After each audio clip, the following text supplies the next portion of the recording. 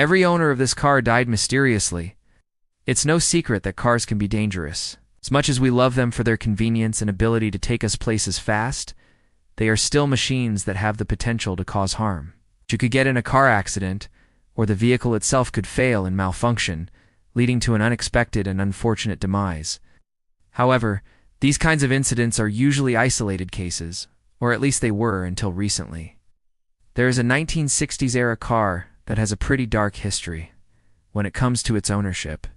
Any person who owns this car is destined to die. So why is this car so cursed? Why did all the owners die? And what does the future hold for the current owner? Let's find out. Before we get into the details of this mystery, I would really appreciate it if you guys would leave a like down below. It helps the channel tremendously. Thank you.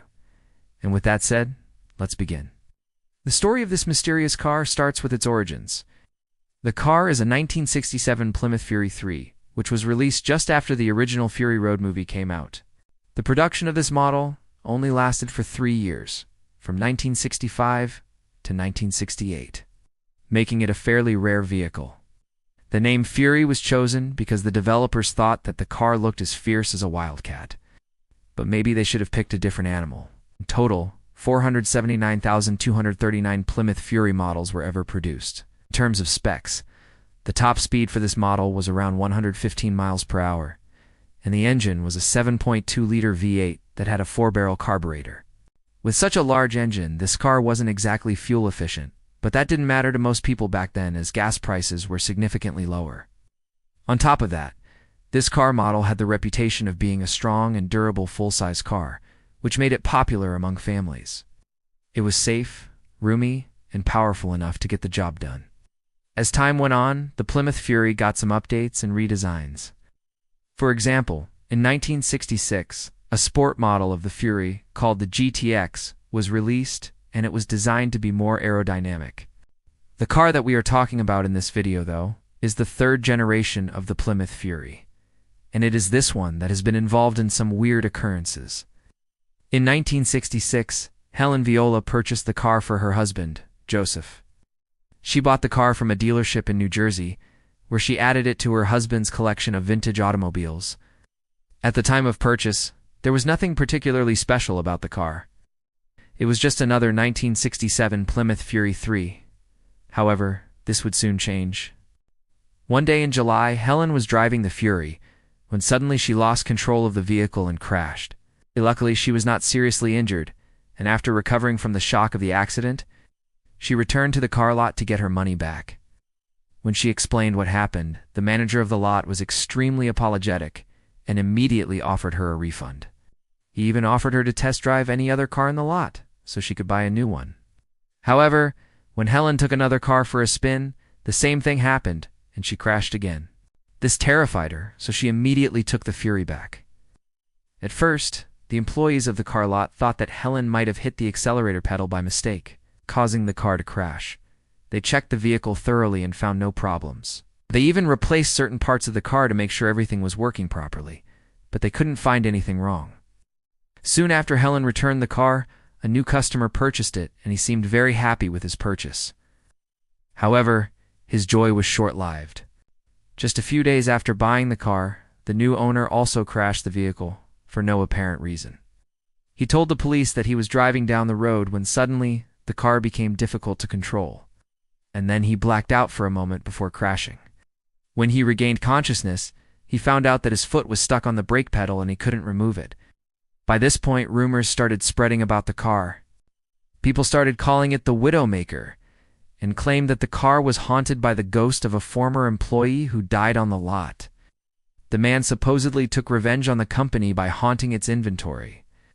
However, these claims were just stories to attract customers, and there was no truth to them. Instead, there was a much more reasonable explanation for why the car kept crashing. The first incident with Helen was due to a faulty ignition switch. This would cause the car to accelerate without the driver stepping on the accelerator pedal, leading to a sudden increase in speed and ultimately a crash. However, this shouldn't have affected the other drivers. There was another person who owned the Fury after the second buyer. The woman purchased the car and she seemed to have no problems with it. However, as soon as her friend drove the car, the same thing happened. he lost control and crashed. Now the rumors about the cursed car were growing out of control. People were even afraid to stand next to the vehicle in fear that they would be sucked inside it or something. What actually happened to the car? After this incident, the woman decided to sell it. But even after lowering the price by $1,000, no one wanted to buy it. To make matters worse, the car broke down several times on her way to the mechanic. Eventually, she did sell the car, but she only did so after signing a waiver that stated that she would not be held responsible for any damage or injuries that may occur. The new owner decided to fix up the car and make it roadworthy again.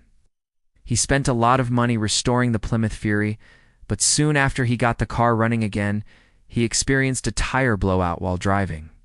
He managed to pull over and inspect the tire, but when he did, he noticed that there was no damage to it. The tire had blown out without any apparent reason.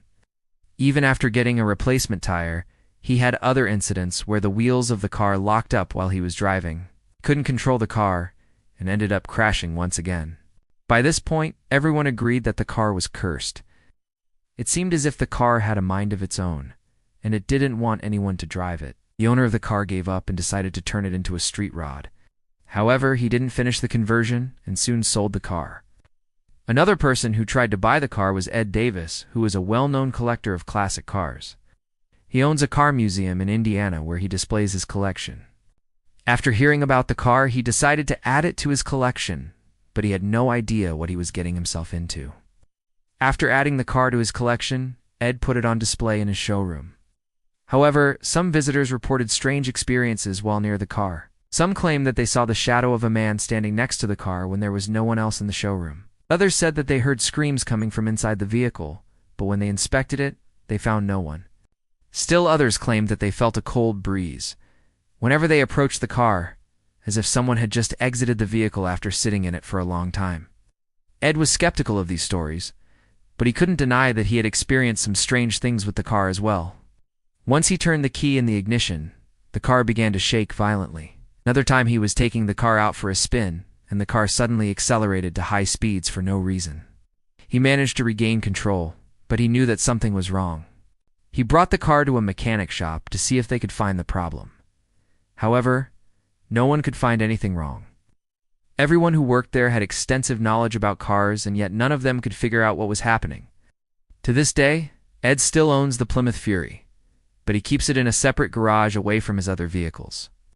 He hasn't had any strange encounters with the car since then, but he knows that it's just waiting for the next owner to get behind the wheel so it can claim another life. The true explanation behind the Plymouth Fury is unknown, but many believe that there's a real curse on the vehicle.